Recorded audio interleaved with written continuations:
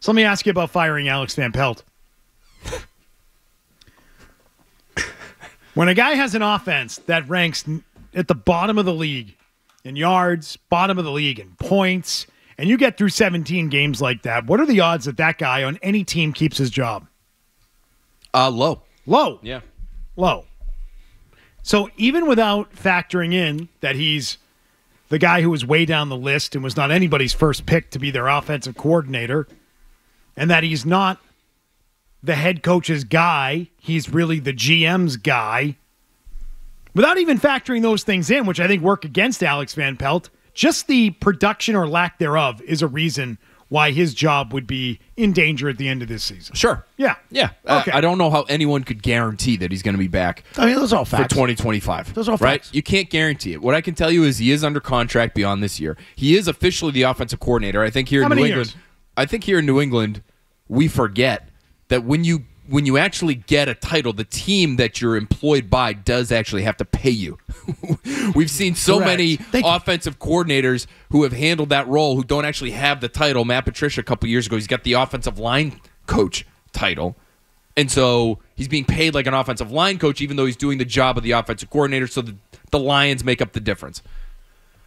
That's not happening with Alex Van Pelt because he has to be paid as an offensive coordinator here by the Patriots because he has that title. So they've made a real investment in him for multiple years.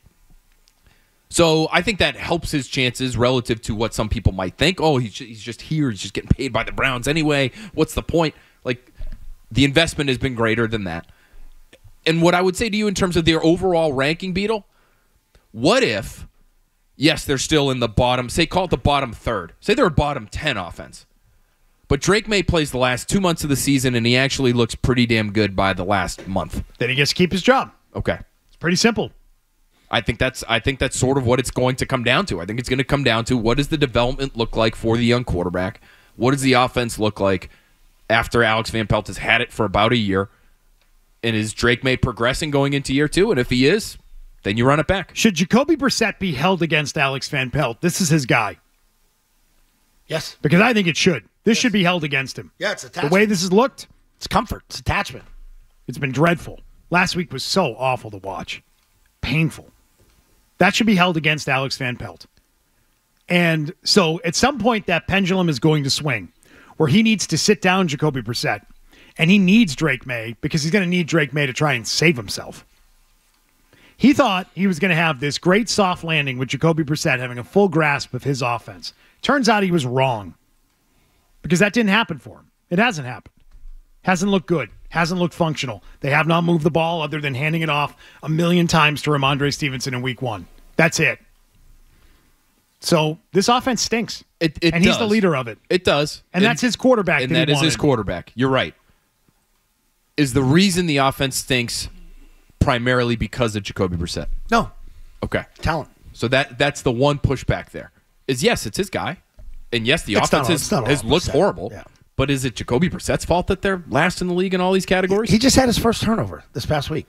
He hasn't exactly helped his cause. He hasn't been great. No. And last week, I would argue, was probably his worst week of the year. And so I'm just kind of over chalking everything up with the offense being the offensive line stinks, they have no talent.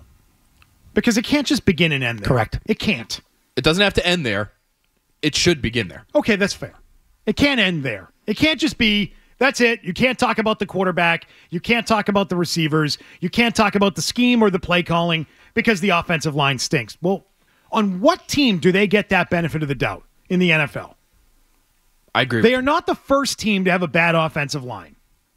And everybody else on those other teams over the years has been held responsible, including the offensive coordinator. We know this guy wasn't their first pick. We know that there is no special bond between the head coach and the OC.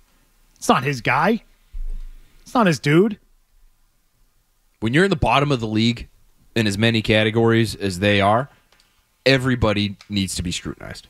I agree with you. Quarterback, offensive line, offense coordinator. That's why we're still going through these things. And the reality is, it's the problems with the offense are holistic. The team itself would argue that it's not just the offensive line. There's receiver issues. There's quarterback issues. Running back issues. There's running back issues. Fumbling. I would say, and listen, he sort of argued his philosophy on motion yesterday, but there are things like motion at the snap, things like more quicker throws, even if it doesn't perfectly suit Jacoby Brissett's game. More screens. There are little things that I think the coordinator, even in a limited situation, and this is a limited group that he's working with, that he could be doing to get a little bit more out of them. Why doesn't he like motion? He says they motion with a purpose, which to me is a little bit of a shot at all the teams that motion a lot more than the Patriots, saying, what the hell are they doing all that for? Look at Miami. Like, Tyreek Hill's basically moving forward at the snap every time they do it, and they do it to get him going, to get him in motion, to get him running downhill, and it works for them. Why wouldn't you use motion or take Tyquan Thornton off the ball, put him in motion to eliminate the jam on him?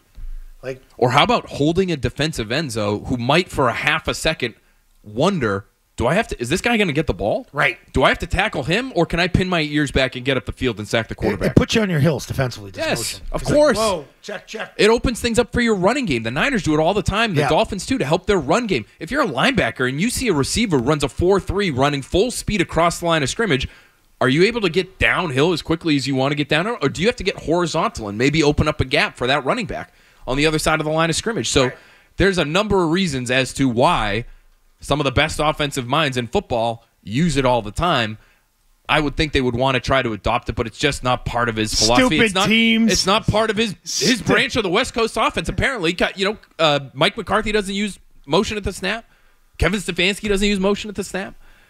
They should be adopting these things, especially when you are talent-wise as deficient as you are. Stupid Chiefs. Actually, they're not all that high in it. Stupid Falcons. Their motion, scoring their 36 points last night in a shootout. Idiots. Oh, your motion. We motion with a purpose in New England. Oh, yeah. How's that working out for you, Alex? We do it with a purpose. The thing is, they have done it. That's the thing. It is 8%. It's not 0%. Oh, no, it is. Right? It's 8. So it is somewhere in the playbook. Great 8. Just do it more. Big number. Do it more. I don't get it. You do believe it to some degree. Just access it a little bit more frequently, please. Yeah. All those teams like the Saints with all their motion. Stupid. What a bunch of idiots. Look at Buffalo. Their bad start to the year. Idiots. All your useless motion. Your motion without purpose. You have to laugh at how silly some of this crap is. You've been doing it since the beginning of training camp, though. Oh, well, yeah, I've been firing him for a while. Fired first week of training. He could have been anybody. He could have been any person that was hired for that gig. That is a bad gig to take. You're in trouble in year one in that job. First-year team, you're using a backup quarterback with a draft. It's a bad situation. Does it give you any pause firing him as you have now in week 5? Yeah. Does it give you any pause that it could delay the growth of the young quarterback? No, because I think what they should do is get someone that's got similar concepts and is born out of the similar West Coast philosophies, but is newer, younger, and is unafraid of that motion. We'll put it that way, right? So terminology can be the same, style of offense can be the same, but you have someone that is closer to Kyle Shanahan than what you have in Alex Van Pelt, right? I mean, they're running similar things, but those guys are worlds apart, right? Now, the other part is I wouldn't fire him just for the sake of firing him. I would make sure you can get someone better because I don't know if they can. They need to be quietly on the down low, checking into some other guys around the league in the final weeks of the season. They got to see if they can get somebody better. I don't think they're going to be doing that. I think they're going to try to ride with this guy, and they're hoping that he's going to succeed. They want to see him and Drake May succeed down the back half of the season. They want to find out what they have in the young quarterback. They're not going to be looking to replace Alex Van Pelt, I don't think, mid-season. Who knows? Some sort of covert operation over there. But you got to check around the league. You got to be talking to people. You got to be back-channeling. Make some calls. They interviewed a lot of people. Call the special ops team. Not all those guys are offensive coordinators right now. What's that? I said not all the guys they interviewed to be offensive coordinator are offensive coordinators right now. They might be looking to be offensive coordinators next year. So they might be calling back some of the same people they talked to? I don't know. Could you that's a name, Nick Caley. Could you reach back out? Hey, another year later. Hey, Drake May looks pretty good. What do you think? Yeah. But if he looks good, then Alex Van Pelt gets to keep his job. I think that's only fair. If you have the rookie quarterback looking good, you get to stay. This is a wild hypothetical. But it's looked so bad to this point, it does have to reflect on the offensive coordinator. Yes. He doesn't escape the criticism. No, he doesn't. He doesn't. But we're months away from what you're talking about. Well, we were talking about it week 1 of the preseason. I like to be ahead of the curve, Phil. I like to be ahead of it. Hey, if you like that clip, check out more videos from Zolak and Bertrand right here. For more Patriots analysis and opinion, hit this playlist. And for all the latest from the Sports Hub, download the app at 985thesportshub.com.